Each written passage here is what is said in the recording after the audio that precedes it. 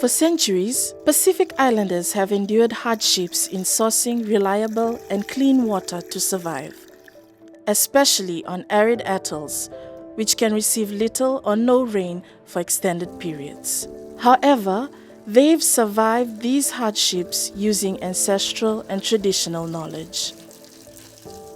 The more we interviewed our local elders, the more we realized that our ancestors had it all down from the beginning. They knew what to do. And we're excited to explore more of these knowledge. It's really sad because many of our knowledges have kind of like died away with our ancestors, but just a little type of knowledge helps a lot, and it can give us an idea of what we need in the future. Now, there are efforts to combine the latest scientific data and technology with traditional knowledge and skills to find solutions focused on building resilience and water security. The Pacific Community SPC, through the Pacific Partnership for Atoll Water Security, works closely with 8 Pacific Island countries to respond to ongoing water scarcity issues experienced by atoll and raised limestone communities in the Pacific. So our project basically focuses on the 3 I's, as I said before: institutional, infrastructure and information. We've been talking about repairs of infrastructure, getting the water security infrastructure, water assets repaired or install new ones. We collect the water security information, and also building the capacity, institutional capacity within the government and also our project team. This is a partnership that started around 2011, and it's been 10 years of engaging with those respective countries. And one thing that's important to note as well as this is one of the first globally in regards to a sub-regional program that focuses on water security for atoll island countries. Through the Pacific Partnership for Atoll Water Security, communities have been supported with improving and strengthening their existing water resources and infrastructures, ensuring sustainable use of water. This existing infrastructure on the Atoll Islands, it will be much cheaper for us to focus on repairing these, bringing back in these into operation, so that way we can continue to have access to the water that we are used to, especially the rainwater harvest, the rainwater systems, because that's what they've been using. So they always promote the use of rainwater as a source of their water supply systems. And one of the main things that we're trying to do now is to make sure that all the existing community systems, or water harvesting systems, are repaired and put back into use. One of the components of the project is to install these rainwater harvesting systems. And in the long term, when say climate impacts, droughts and all that, we have these storage tanks ready to fill by, like, say, a small amount of rain that accumulates, and then at the end you get like a backup storage, water storage for your family. Extreme weather patterns, such as prolonged droughts, severely impact water resources. For the people of Tuvalu, the severe drought of 2011 was a life-changing experience. Since then, Tuvalu benefited from the Pacific Partnership for Atoll Water Security and continues to build on experiences through SPC. The current situation now, I know, I can confirm with you, is far different from the drought that hit in 2011. Since then, people are more conservative of their supply of water, as each and every household and family members and conserve.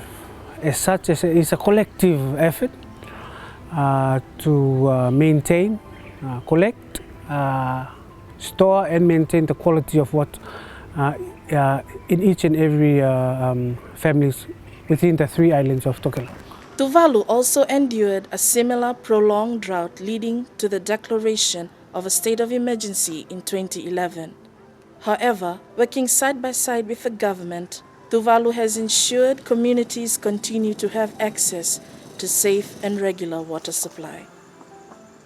So the project has really providing the finance that's required for us to improve water systems, water infrastructure.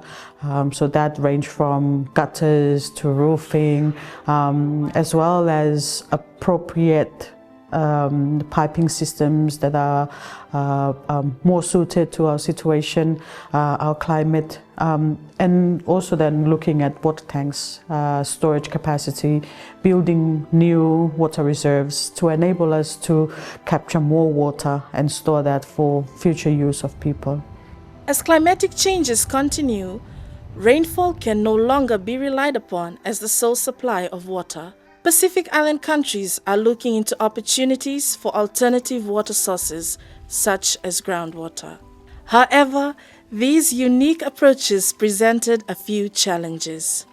What lacks in the communities is the understanding on the freshwater lands. So, for example, which type of water systems that are suitable for which areas on that islands. Say, for example, a high abstraction solar pump is not really suitable for a very thin freshwater land thickness plots or locations, and I think that's the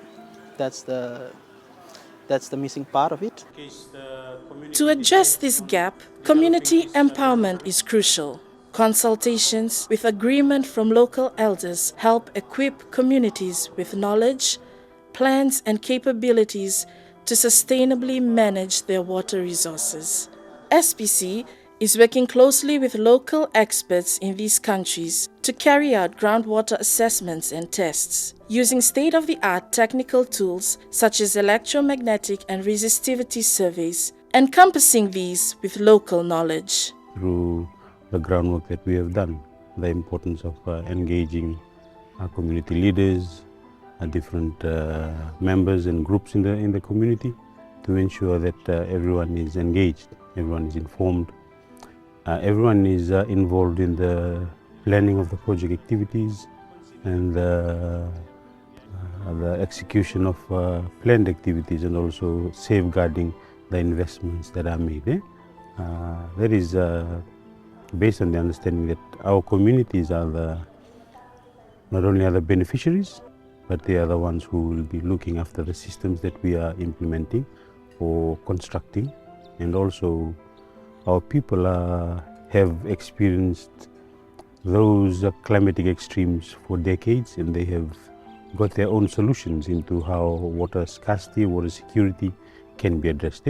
So it's important to get them into the process. They should be part of the process. They should also own the process. And community engagement provides that pathway to collaborate, to dialogue, to have a deeper insights into what they may not be able to share in project plans, in project dialogue, or in a high-level discussion. But it's a deeper engagement and more insights into what they do and what they face every day, and allowing them to be in the process, in getting the right solution, a long-term solution that it not only is beneficial and valuable for them, but also considering the future generations and the various climatic models that we have been informed in. With the support of the New Zealand government, work on the ground in Atoll nations continues in search of long-term sustainable solutions to water scarcity.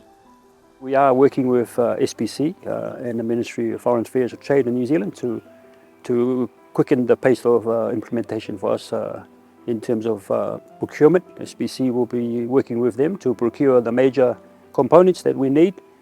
For instance, water reservoirs, water pumps, pipes, and all those necessary materials to build on our existing water system. So we want to improve how we operate, so operational efficiencies, which means we save not only money, but also lessens the impact on the community. So we have to address some of the challenges we have, like the power supply to the free communities.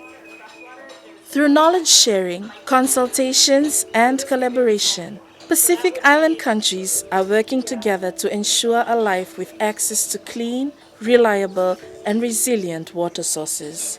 I'm happy to learn more about what they are sharing and what they will be sharing, and I will gain more knowledge and share information on what is to help our country on the way moving forward. We had a county session where we got together, and these are what we were thinking, and this is what we were sharing about a lot of ideas that we have received, that we have absorbed from everyone else here. And I think it's so important that we start looking at other options, not just mainly on these cement tanks for water catchment. There are so many options that were given during this whole week that we should consider, but it takes a lot. We need to go back and consult the local councils and the communities that there are other ways. There are other source of water, and there is more glimpse of hope. For locals, for us to actually, especially the main key agencies, so that knowledge is passed through to our technical team and as well as people that involved, that we can able to keep that and also localize that knowledge so we can able to use that as over time. But water scarcity has always been an issue in the Pacific, particularly with the small atoll countries. So this partnership is a way for these countries to come together and share their experience and knowledge as well in order for us to respond to the water security issues in the Pacific.